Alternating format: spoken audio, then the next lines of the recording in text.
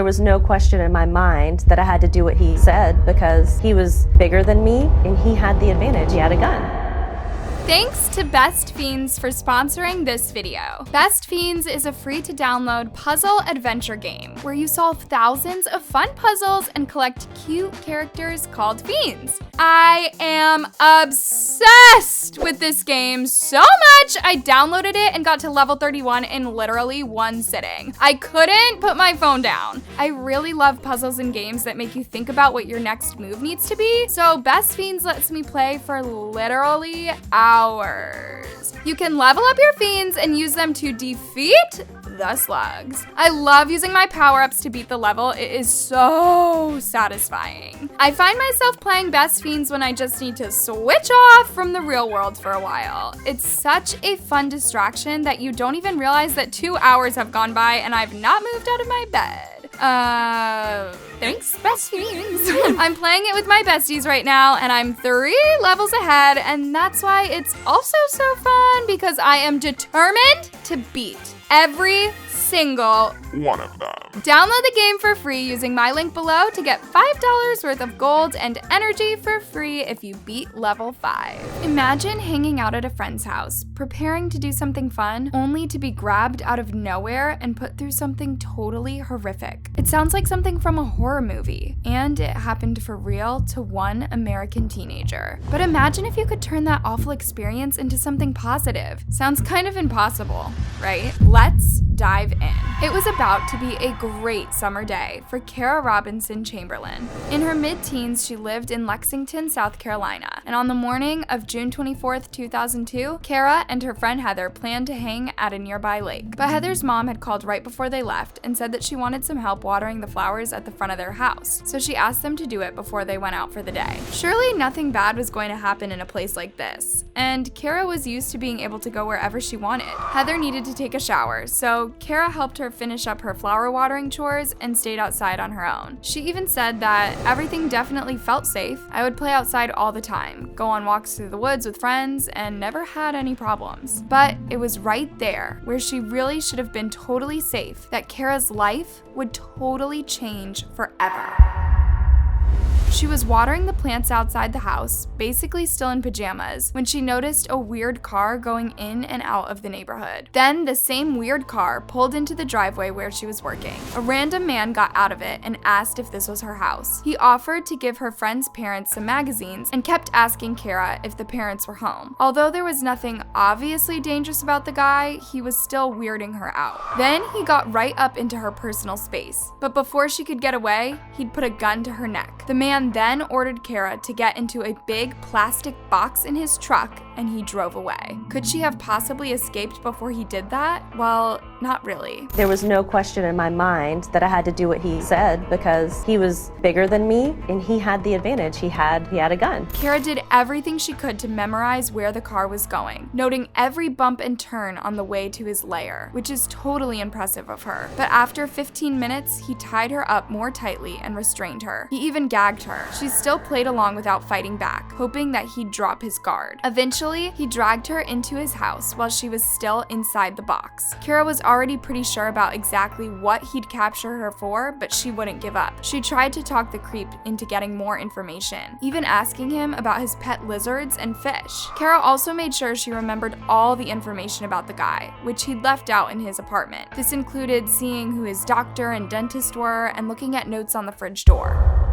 Now, he was weirdly calm about what he'd done. In fact, he was oddly polite, which is somehow even creepier, isn't it? He asked her a load of intrusive questions and wrote down the answers. Later, he even put on the TV news and cruelly joked that no one had missed her. Kara was still preparing herself for the inevitable, and what happened next was definitely the worst kind of thing you could imagine. What he did went on for about 18 hours, and he had weapons close by the whole time. My only thoughts were prayers to God that I would find a way out. And Kara had been ready to act pretty fast. She didn't know it then, but she'd been taken by a man who definitely had a taste for this kind of thing. Her captor was Richard Ivanitz, a sick creep who had already committed 3 similar kidnappings and then homicides of other women who were just like her. The victims were Sophia Silva in 1996 and two sisters, Kristen and Katie Lisk, in 1997. One of them wasn't even a teenager when he caught her. And none of these poor girls got away from him alive. Kara's situation seemed really bleak, but she was tough, determined, and very lucky. She eventually found herself back in the box from before,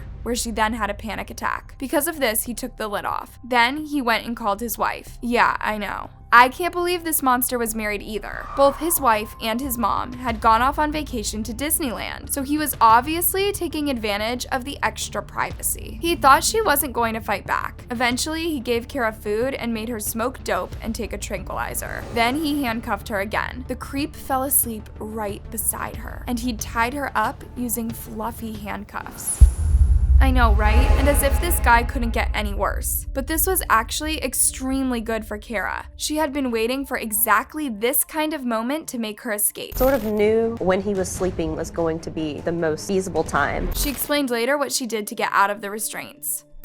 I personally was in handcuffs, but they had a fuzzy ring, so that provided enough slack that one of them was not that tight, and so I could kind of manipulate my hand and slide it out. She had to be super quiet the whole time, so she didn't wake Richard up. After being really careful, Kara was finally able to get out of the bed and get dressed. She knew the door would make noise, so she had to bolt from the house and run for it in bare feet. She was really terrified her captor would see her from the front bedroom window and fire his gun at her. After running for a while, she thankfully flagged down two men in a car, and they took her straight to the police. Kara pointed right at her captor's house and told the rescuers to remember exactly where it was. After Kara escaped him so brilliantly, the disgusting guy knew that his time had run out. So, of course, after realizing Kara had escaped, he left his home and ran for it.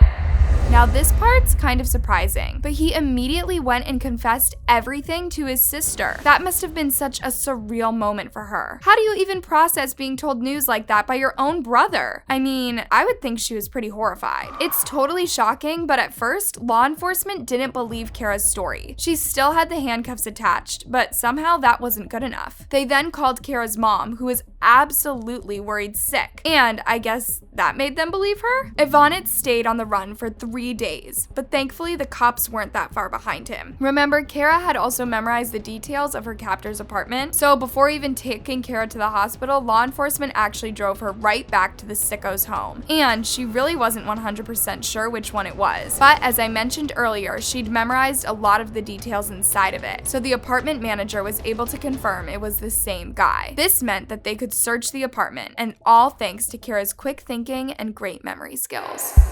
Now, Richard's sister must have really been horrified by his confession because she ended up turning him in. The cops came to get him at a motel, so Ivanitz ran for it again, and there was a huge car chase. The chase only ended when he realized that there was no getting away with his horrible crimes, so he ended up using his gun on himself. So even though this meant he could no longer do anyone any harm, it really sucks that he never got to face punishment for what he did to all these girls. I was just kind of mad that he sort of got the easy way out. I wanted to have my day in court across from him. I wanted him to look at me across a courtroom and know that choosing me, that was his biggest mistake. A trial to make him pay for it would have been very satisfying, especially because police had gathered lots of evidence linking him to those other 3 victims, and possibly more. Searching the apartment meant that they could pin the guy for the homicides of the first 3 girls in Virginia. Now, of course, there had been rewards posted for information on finding the other 3 girls, and because Kara had helped law enforcement to finally catch him, the reward money went straight to her, and it put her through college. I mean, that's one silver lining, right? Kara put a stop to what that evil monster was doing thanks to her bravery, and